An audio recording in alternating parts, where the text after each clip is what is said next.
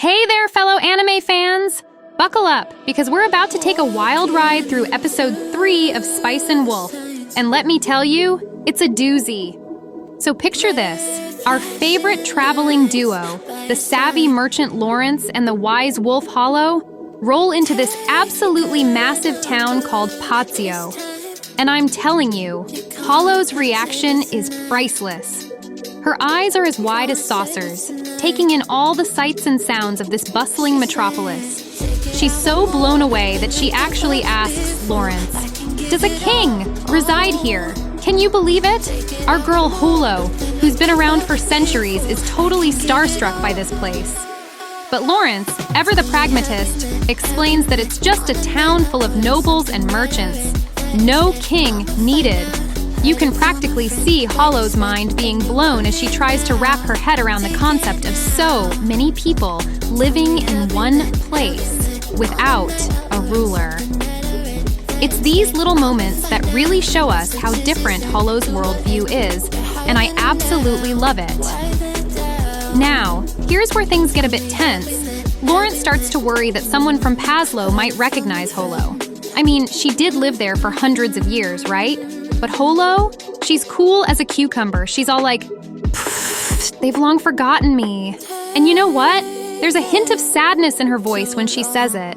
It's these little nuggets of emotion that make Holo such a complex and fascinating character.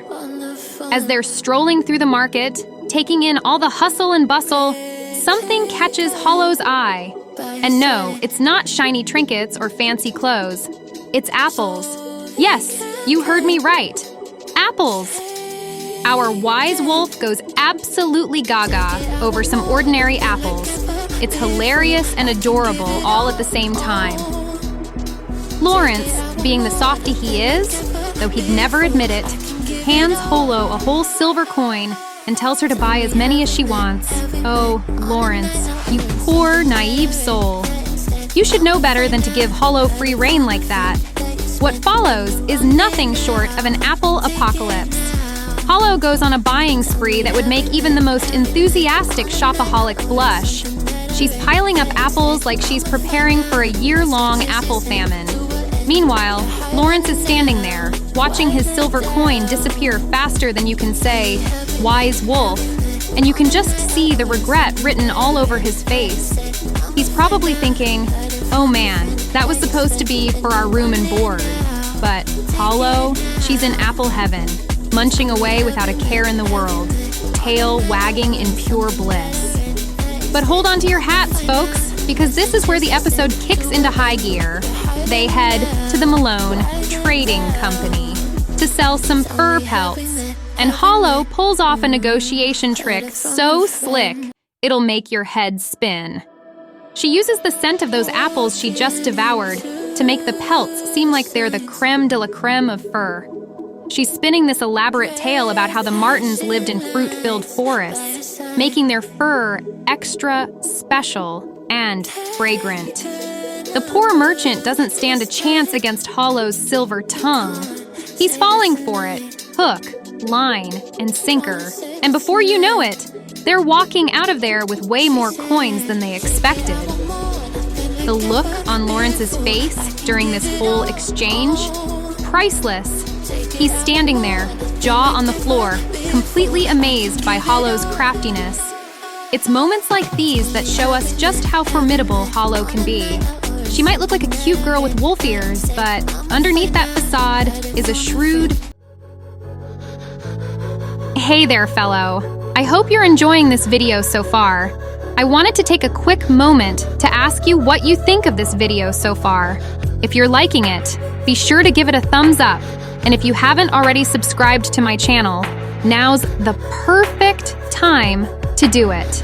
By subscribing, you'll stay up to date on all my latest videos and updates, and you'll get to see even more awesome content.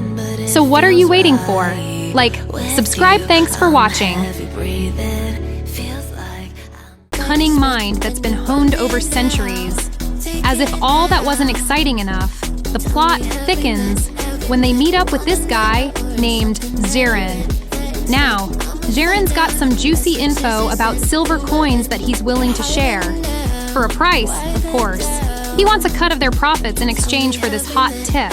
Lawrence is playing it cool, but you can tell he's intrigued. He's weighing the risks, trying to figure out if this deal is too good to be true.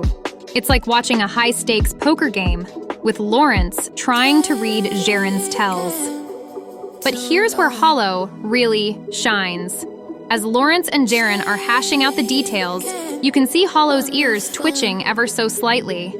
She's picking up on something, using those supernatural wolf senses of hers. It's these little details that make the show so captivating. As the episode winds down, we see Lawrence and Holo putting on their detective hats. They're not just taking Zaren's word for it. They're out there, pounding the pavement, trying to verify this info about the silver coins. They even visit Lawrence's friend, Wiz, a currency exchanger, to examine some coins. And this is where Holo's wolf senses come in clutch. She's using her super hearing to listen to the sound of different coins, and wouldn't you know it, they realize something fishy is going on with the silver content. The newer coins sound duller, which means the silver content is actually decreasing, not increasing like Jaren claimed.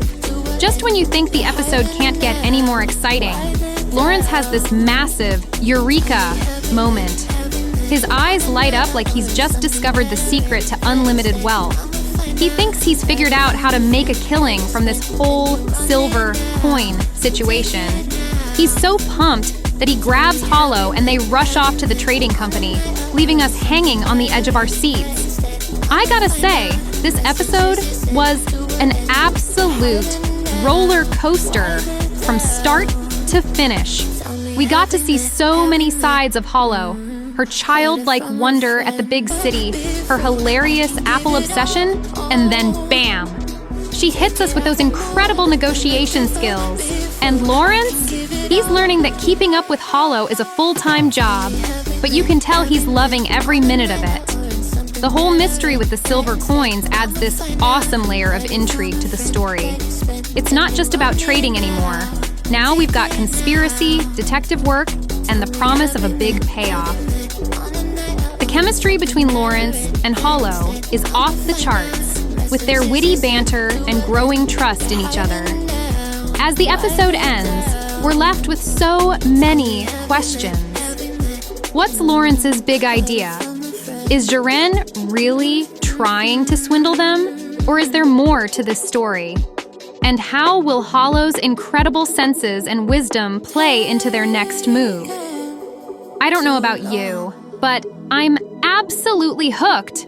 I can't wait to see how Lawrence's big realization plays out and what kind of trouble or fortune our favorite wolf and merchant duo get into next. This show just keeps getting better and better, blending economics, fantasy, and character development in a way that's truly unique.